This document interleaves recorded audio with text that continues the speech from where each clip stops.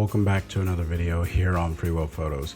Today what we're going to do is really make a collage of images that were shot throughout the year in preparation for 2022. Maybe you want to make something that says 2021. I think that's what we're going to throw on ours today. So let's go ahead and jump right into this. So here in the computer, you can see that we are looking at some photos that I took throughout the year. And really, these are a little bit older, but that's okay. So what I'm going to do is select a few. So I'll go with this one. And photos that are taken in a portrait orientation are going to work the best for this. You can use portrait, but just know that that may take it may not come out the way that you expect it to. So I'm going to go ahead and select 3 photos, and then that way I can split them. So I can put one photo and then 20 and then a photo and then 21 and then another photo. So we'll hit layers because we want to open all 3 of these photos as layers. Now, it does help to photograph these with the exact same camera because then you know that your ratio and your proportions are going to be accurate or the same, the size of the image. So what I'm going to do is extend my canvas. I need to make it 2 times larger or 3 times larger than what I have here so I can include those 2 extra photos. So what I'm going to do is hit File and then Canvas Size. This is going to give me my canvas size here. And because I don't want to do math, I'm going to hit Command Tab, come over to my calculator, hit clear. 3648 times 2 is 7296. So I'm going to come back over here, uncheck lock proportions, type in 7296 and hit apply. So this has now made my canvas 2 times larger, but I actually needed it to be about 3 times larger. So I'm going to go File, Canvas Size, and let's go back to the calculator. And then times this by 3. Okay, 10,944. Click here, 10944. Hit apply, and this should give us enough room for all of our photos. So I'm going to go ahead and hit the V key on my keyboard, and we are going to select these images. Okay. Sorry. I'm going to start with this one. And we're just going to pull this photo over to the side here. And we'll leave it like that. And we'll turn this one on. And this one is already pretty much in the middle. And then we'll turn on this one here. And we'll pull this one over. Okay. And so now I have all 3 of my photos pretty much aligned where I would want them to be, with the exception of maybe these. I won't lie to you. The most time that you're going to spend making this particular type of collage is going to be in micro edits. So my recommendation to you is to click on them and overlap the images a little bit. We're going to lose some resolution. Unfortunately, I don't know of any snapping features inside of ON1 whenever you use the move tool. So that is just an unfortunate thing that we have to deal with inside of ON1. But if this is something you're interested in, you just have to move around. I'm using the arrow keys on my keyboard to actually make this happen.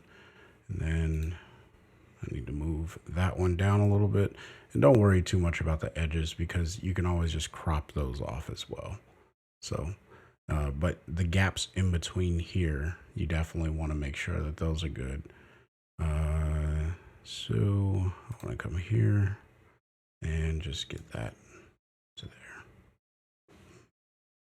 And all of that looks good to go.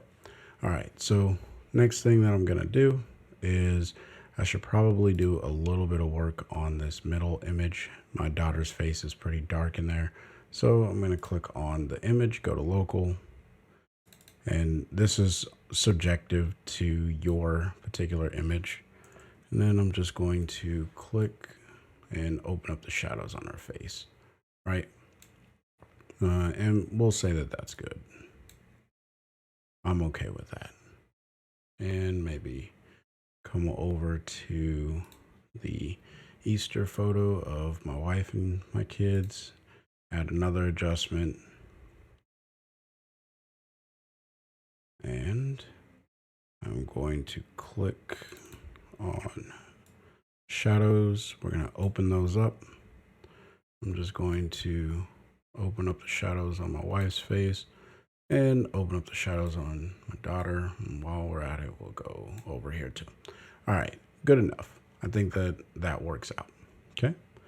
So now what we're going to do is take all three of these layers and we are going to merge them. So what we're going to do is click on the top here, and I'm going to right click on the top layer, and then I'm going to hit new stamped layer. This is going to put all three of those layers on to one. Okay, so now I can turn off all of these layers and it's not going to cause any issues. Now, what I need to do is create a white pixel layer, all right, or a blank layer essentially. And then I'm going to drag this underneath this layer. This step is crucial for the part that I'm going to show you. I don't know why, but this is the only way that I found that it works. If you find a way that works better, please let me know. You're going to hit the crop tool after you have selected your image, and you're going to crop the layer in to those areas that were considered white pixels, all right, or blank pixels. So you're resizing this, making this the size that you want it to be. And I think that this is good.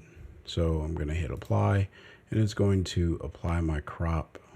And now you can see it looks like I actually have all of these images in the place that I want it to be. Now I'm going to click on the top layer again, making sure that only this blue bubble is checked and this blue bubble is checked. The two layers, the stamped layer that I made earlier and the color fill layer. Going to right click, and then we're going to hit merge visible. All right. By merging the two visible layers, it locks in that crop. If you don't do this step, then you're not going to be able to put a border around the image properly because the image isn't going to be cropped proportionately. Man, I don't know if I said that right or not. Proportionate. So now when I come to effects and I go to add filter and click on borders, you're going to see that it puts a border around the entire image, nice and evenly.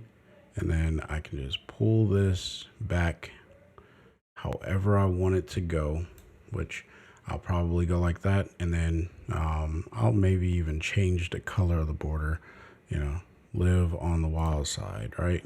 Go to colorize and let's see what color looks good.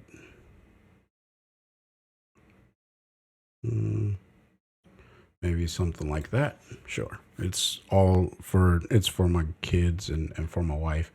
And now what you can do is you can come over to the text tool and you can write 20, and I don't want that. I want that to be black. So we're just going to pull that all the way down. and choose a font.